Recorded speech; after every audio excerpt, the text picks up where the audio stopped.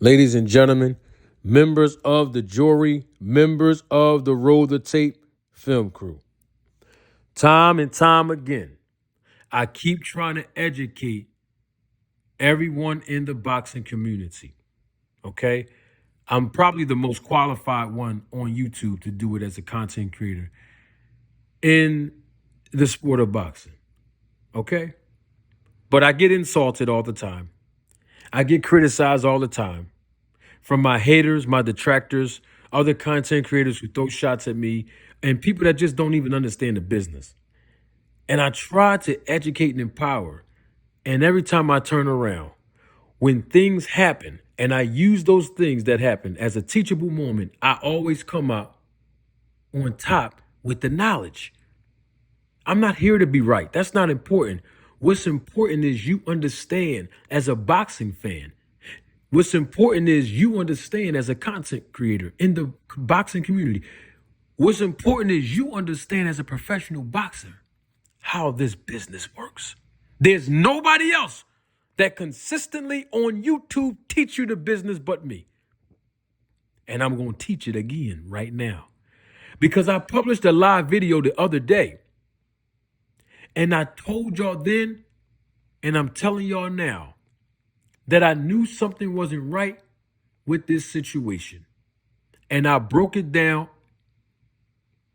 as clearly as I could when I inserted myself for illustration purposes, basically saying, if I was Eddie Hearn, some of you remember this, y'all were here with me live. If I was Eddie Hearn and I was in a position to promote Boots Ennis, and then I was in a position to offer Brian Norman Jr. the fight, this is what would be my thought process. Y'all remember that? Remember I talked about what considerations I would make? If you didn't watch it, go back and watch my live. You'll see exactly how I broke everything down. And I used Brian Norman Sr.'s words as the reference to use what's going on between Boots and Brian Norman Jr. as a teachable moment. Y'all remember that? And I specifically said that if I was Eddie Hearn, I would be thinking on the terms and conditions and the compensation on the basis of the value that he add to me as a promoter. It's not about your worth. Remember, I talked to y'all about that. I've been saying this over and over for 2 years. I've been talking about this. With Terrence Crawford was my first example of this. It's not about how much you think or how you feel, what your worth is as a professional boxer. Remember, I talked about that. That was the reference that I used, right? Because according to Brian Norman Sr., he talked about they lowballed him and his son. Basically his son, you know what I mean? They lowballed him. And they know their worth. But now Eddie Hearn comes out in an interview that was published a few hours ago, and he actually gave the numbers, something that Brian Norman Sr. did not do. And I was expecting him to do it because I stopped the tape that I was rolling on him when he was talking to Mill City Boxing and Zab Judah. I stopped the tape when he said, we know what this fight is worth. And I stopped the tape and I asked, go back on my live now. You'll hear me say this. I asked, how does he know how much this fight is worth? How? Most professional boxers don't even understand the market value of how fights get priced and who's willing to pay the market value in the first place. Now, let's go back to what Eddie Hearn said. Eddie Hearn said that he offered Brian Norman Jr. $1 million. And when they declined the offer, came back with a counter offer, Eddie Hearn said within 3 additional times, they came back with an additional figure of $250,000 per time that they came back to renegotiate. That's a minimum of 1.5 million, upward to 1.7 million. Now, I don't want to get in the pockets of no fighter, but I know the business of boxing. And I'd be totally surprised if Brian Norman Jr. made over $100,000 in his last fight on ESPN in his first 12-round appearance on Top Rank. I'd be totally surprised. And if he did, kudos to them. Because I know this business now. But let's say he did. I told y'all Tuesday that whatever he made in his last fight in May, he gonna make way more than that fighting Boots. Remember I told y'all that? Okay. That didn't take a mathematician to figure that out. A mathematician can figure that out. That's simple. Or someone who's not a mathematician can figure that. That's cool. But the point that I'm making is, how much was this fight worth? That was the question I asked. Oh, but we see now there's an issue that I have. The issue I have is this. Brian Norman Sr., who's basically taken all of the airtime. You know, we don't see Brian Norman Jr. in a lot of these interviews. I mean, I haven't. But he's been on a lot of different people's platform from what I was told. I mean, I saw him on Mill City's Boxing. You know what I mean? With him and Zab, Judah, and Mill City Boxing. But I was told by others that he's been on other people's platforms. You know, every time somebody mentioned his son's name or whatever. But bottom line is this. Brian Norman Sr. said they can knock Boots out. So if his son can knock Boots out, fine. I don't think he can knock Boots out, to be honest with you. Keep it all the way 100. But let's say he believes in his heart that he can knock Boots out. You mean to tell me for $1 million you ain't gonna knock somebody out? $1 million, 1.5, 1.25, 1.75 million? When you didn't make not over 100,000 in your last fight, and you didn't have plans to make $1 million in your next fight, if it wasn't Boots? But Brian Norman Sr. said it was decent money. And him and his son were reckless ASSs to take the fight. But his management declined it. That's what Brian Norman Sr. said. I wrote the tape. And Mill City Boxing asked a good question. He said, was this life-changing money? And Brian Norman Sr. said, no. I'm here to tell y'all, take it from the businessman. Inside of the sport of boxing and outside of the sport of boxing. $1 million to a fighter that's in Brian Norman Jr.'s position? Oh, yes, it is. That is life-changing money. 1.25, 1.5, 1.75. That's life-changing money. Believe that. Brian Norman Sr. Brian Norman Jr. only was scheduled one time to fight in a 12-round fight. His first 12-round fight appearance was in his last fight in May. That's life-changing money. That's why. That's why that's life-changing money. Brian Norman Jr. from Georgia, right? I'm not talking about the Fight Club. I ain't talking about that. Did he sell out an arena in Georgia? No. When the last time he headlined a card where he was the actual main event? He haven't?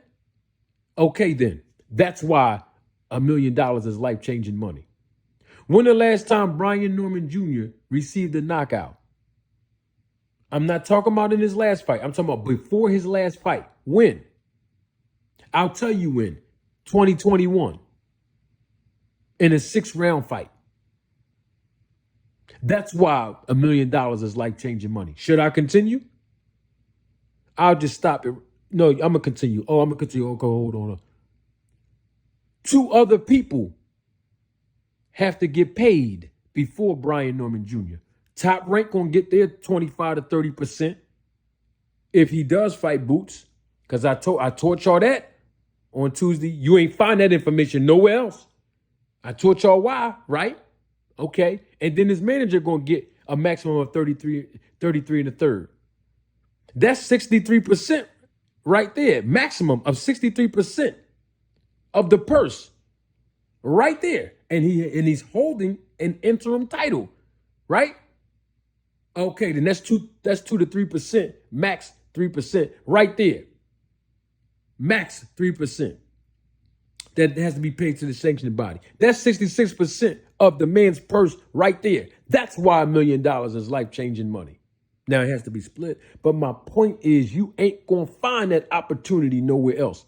In a position where he's not a pay-per-view star, no one really knows Brian Norman Jr. because he doesn't have name notoriety or name recognition right now. He's still green in the business. Most of you YouTubers wasn't even talking about Brian Norman Jr. a month ago.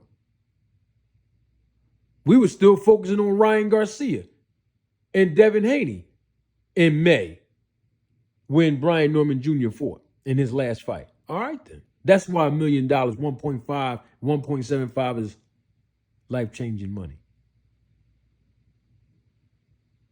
You're still good at the deductions. But the bottom line is this. Irregardless of the point, he's still going to make way more money than he made in his last fight.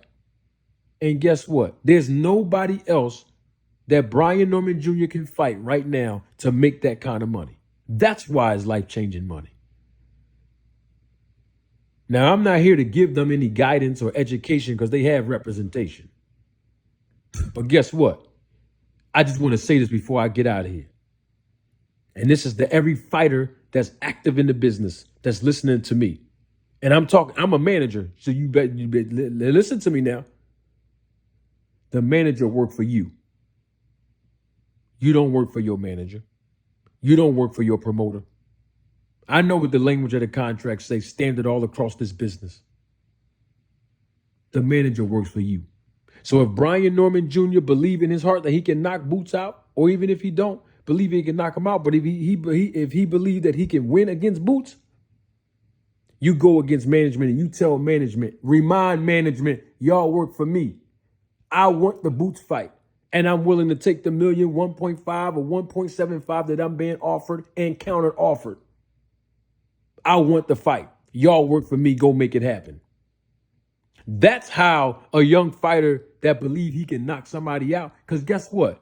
If you believe that you can knock Boots out, that means you ain't going to work for the whole 12 rounds. Why not go steal $1 million for 6 rounds? You ain't going to, look, you can't fight nobody else in a 6-round fight and get that kind of money. All right, then. Let's say you can knock Boots out in 8 rounds. You can't fight nobody else for 8 rounds in an 8-round fight to get that kind of money. That's why that's life-changing money. Or 10 rounds. Or 12 rounds. This is the best opportunity this young man has to make this type of money, especially right now in his career. Now, do I believe he can knock Boots out? Absolutely not. The bottom line is this. All the trash that we've been hearing, both of these guys, Brian Norman Jr. and his father, Brian Norman Sr., talk on different platforms. Oh, we got to back that up now. The fans of boxing want to see y'all back that up. And I don't believe y'all scared to fight Boots. Because you're a fighter. But if you don't fight Boots, and if you turn down this money, guess what? Everybody's going to believe you scared to fight him. That y'all just selling wolf tickets and clout chasing. Because that's what Eddie Hearn believed. And he's the man with the checkbook. You believe you can beat Boots? You want to be great in this business and in this sport and unify them titles? Because y'all did a whole lot of trash talking. You got to go back it up now. Because there's nobody else in the division that Brian Norman Jr. can fight and get this type of money. I guarantee you that. So with that being said, my recommendation is, because y'all did all this talking, because y'all did all of this, dissing Boots, now you got rumbling now. That's it. Take the money and go fight Boots. End of the year in Philadelphia. It's very simple. And if you don't do that, then you will be considered a duck. You know what? I'm doing way too much talking. Don't take my word for it. Roll the tape.